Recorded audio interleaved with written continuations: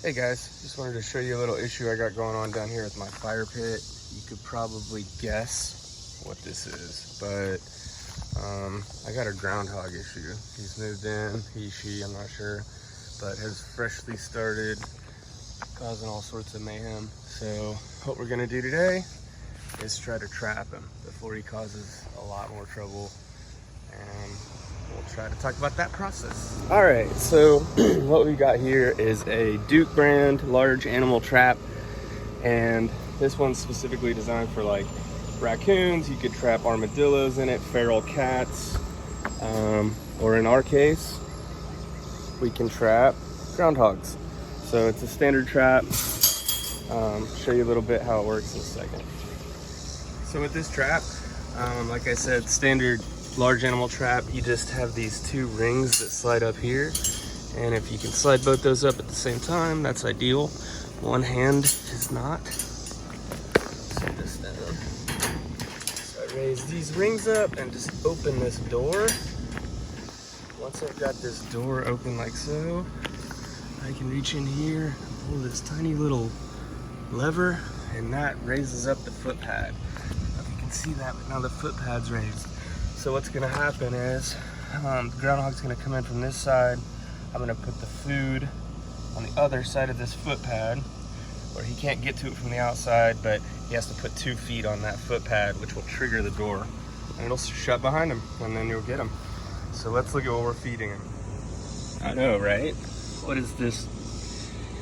This groundhog, vegan, organic only, apparently. Looks delicious. But what we got here is just some apples and a little bit of honey and peanut butter, some tomatoes and some kale. Basically high fructose. We want some yummy, leafy, fruity, attractive stuff, and the groundhog should want to nibble that right up. So I'm going to put some of that in there on a little tray, and then we'll set the trap, put it down there, and hope for the best. All right, so now we can just take a look at what I got going on. You can see I kind of like camouflaged it, not really, just trying to make it look a little bit natural. And this guy's really bold and forages a lot actively. So here, if you look down in there, there's my fruit, veggies, and the little step pad is raised, which means it's triggered, the door's open. So hopefully he's gonna come out here foraging, funnel right down into there, find his snacks and go on.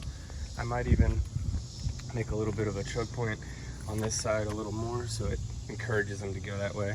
So next stop, we'll see what happens, see if we get him. I will mention that it's really hot and it's about 11 a.m. and groundhogs are diurnal, which means they're most active in the, in the daytime. So morning, afternoon, all that good stuff. So I didn't want to set this at night because I didn't want to catch a raccoon, cat, or skunk or something like that. So kind of important to know what you're trapping when they're active. So let's see what's up. All right, next thing I kind of wanted to show you guys is another problem that I'm having, and it's chipmunks. They're burrowing holes throughout my yard, causing even some erosion and sort of breakaway from the soil. Some of our retaining railroad ties have even fallen because of so many chipmunks sort of burrowing and making a network underground. So I've got to trap them, or at least a couple of them. And unfortunately, there's not a super great way for trapping chipmunks live and relocating or anything like that. So unfortunately, I'm gonna have to use the Victor rat trap. So this is not a mouse trap. You can see the size of this thing. It's as big as my head. These are heavy duty, and this is what we're gonna need for chipmunks. Basically what I'm gonna do is put a little bit of peanut butter, yum, and then they happen to love birdseed, especially these black sunflower seeds. So probably gonna secure some black sunflower seeds to the trap with some peanut butter, and then place a few throughout the yard where I'm seeing most of the damage. But I don't like to use kill traps, but sometimes there's not a solution that everybody can be happy when we move in and live together. So we do our best.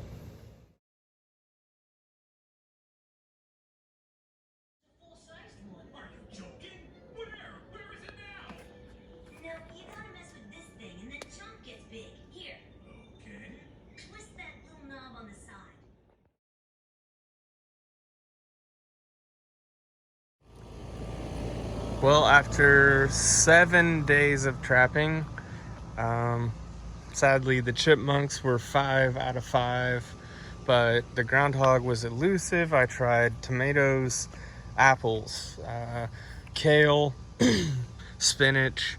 We tried cantaloupe, which last night we got a raccoon with the cantaloupe. And then I did some squash today, as well as some more apples. And look who we got. Hey, dude. Hi. Marmota monax, the groundhog, or woodchuck or whistle pig, but it's a really cool animal. It's the largest member of the squirrel family, Sciuridae. And they kind of have that frosty colored face and big teeth, great claws for digging, kind of a long tail, but he's a big dude.